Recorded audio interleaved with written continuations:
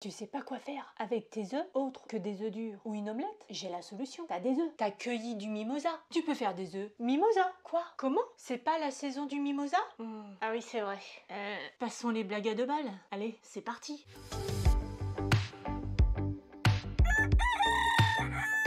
Salut mes fourchettes, bienvenue sur la chaîne YouTube La Cuisine de Titoff. Et oui, la cuisine, c'est toujours en famille. Pour ceux qui ne me connaissent pas, moi, c'est Chloé, l'épouse de Titoff, qui joue le commis devant les caméras pendant que Titoff est absent. Comme dirait Titoff, les régimes, les contraintes alimentaires ou choix et les obligations médicales des uns ne sont pas ceux des autres. Alors soyons indulgents, on peut dire ce que l'on pense, mais pas de juger. Allez, c'est parti. Et toi qui regarde cette vidéo sans être abonné, clique abonne-toi, clique là, sur la petite cloche pour suivre les futures vidéos et abonne-toi à la chaîne. Bon, ça c'est fait. Passons au sujet principal, je crois que c'est les œufs mimosa. Pour cette recette, il vous faudra des œufs, de la mayonnaise, de la ciboulette et de la salade. Pour les ustensiles, il vous faudra également une casserole, un cul de poule, une planche à découper et un couteau et un plat de présentation. Alors, pour ce qui est des quantités, vous les avez ici, ainsi que les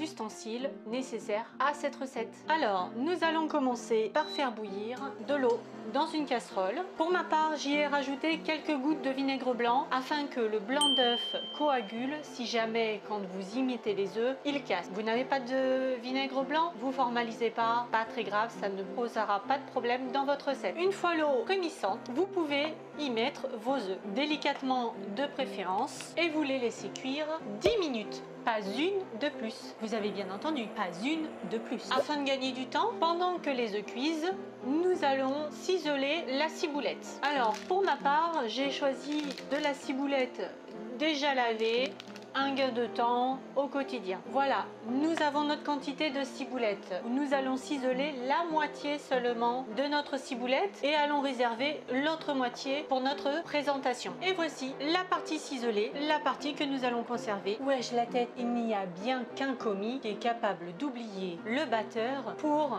pouvoir préparer nos œufs mimosa. Donc, il vous faudra également un batteur. Pendant la cuisson, on gagne du temps. Nous allons préparer, et pas du tout en fait, parce que le jaune d'œuf, eh bien, ils sont en train de cuire. Et voilà, le minuteur vient de sonner. Je vais de suite aller refroidir mes œufs. On a tous un jour du mal à écailler un œuf. L'œuf tombe en miettes, le blanc reste collé à la coquille, c'est la galère. Je vais vous donner ma petite astuce pour pouvoir les écailler sans aucun souci, à se décoller tout seul et à conserver un bel œuf. Pour ce faire, lorsque vous refroidissez l'œuf, plongez vos œufs dans de l'eau froide en prenant soin de casser ce que moi j'appelle le cul de l'œuf. Il y a une partie, vous avez dû vous en rendre compte, où il y a de l'air. Donc je casse ce fond de l'œuf et je le remets dans l'eau. Je fais ça avec tous mes œufs et je les laisse quelques minutes dans l'eau froide. Ma technique permet à l'eau de rentrer dans l'œuf, de séparer la coquille du blanc d'œuf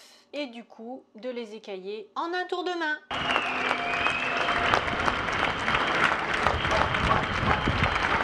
Ça y est, nos 2 minutes sont écoulées. Je vais maintenant écailler les œufs. Il est pas bon mon œuf? Et voilà, nos œufs sont écaillés, comme je disais, à une vitesse fulgurante. On va presque vouloir passer notre temps à en éplucher tellement c'était du bonheur. Nous allons maintenant couper nos œufs en deux et séparer les blancs des jaunes. Alors, pour information, les œufs, quand vous souhaitez les cuire en œuf dur, évidemment, vous pouvez les conserver au réfrigérateur ou à température ambiante. Lorsqu'ils sont au réfrigérateur, prévoyez 2 minutes de plus en cuisson dans l'eau bouillante, étant donné qu'ils seront très froids à cœur. J'ai également choisi pour cette recette, mais pour toutes les autres recettes, j'ai privilégié des œufs provenant d'un élevage en plein air. Reprenons. Nos œufs sont écaillés, les blancs sont posés dans une assiette et les jaunes d'œufs mis de côté. Nous allons maintenant passer à la préparation qui va permettre de garnir nos blancs d'œufs. Pour ce faire, je vais avoir besoin, j'ai oublié au début de la recette de vous le dire, il vous faut aussi un batteur. Dans ce batteur, vous allez y mettre. Évidemment, vous n'avez pas de batteur électrique, vous pouvez le faire à la main. C'est mieux si vous pouvez trouver un système mécanique pour ne pas faire retomber la mayonnaise. Donc, il vous faudra prendre la moitié des jaunes d'œufs. vous réservez les autres pour la fin de la présentation. Il vous faut mettre la ciboulette que vous avez ciselée et la mayonnaise. Et c'est parti pour mélanger. Notre préparation pour garnir nos œufs est terminée. Nous allons pouvoir les farcir. Alors, pour ma part, je vais utiliser une poche à douille pour pouvoir les présenter correctement. Vous n'en avez pas, faites sans. Vous pouvez les utiliser une petite cuillère et pour améliorer la présentation, utiliser une fourchette en faisant différents traits dessus. Nos œufs sont garnis. Passons à la présentation. Je vais utiliser un plat de mon choix. Poser dans le fond de mon plat la salade que j'aurai au préalable coupée ou pas, comme vous voulez. J'y rajoute mes œufs, j'émiette les jaunes d'œufs qu'il me restait. Une fois les jaunes d'œufs émiettés, parsemez-les sur l'ensemble du plat. Ça vous fait pas penser à quelque chose ça? Et oui, ça ressemble au mimosa. C'est la raison pour laquelle nous appelons ça des œufs mimosa. Et je termine par poser la ciboulette que je n'ai pas coupée. Et voilà, notre entrée est terminée. Elle nous a coûté moins de 4 € pour une entrée de 3 personnes. Cette vidéo vous a intéressé? N'hésitez pas et à la partager. Elle peut peut-être intéresser votre entourage. Allez les fourchettes, je ne vous dis pas quelle sera la prochaine recette. Vous le saurez la prochaine fois. Ciao, ciao!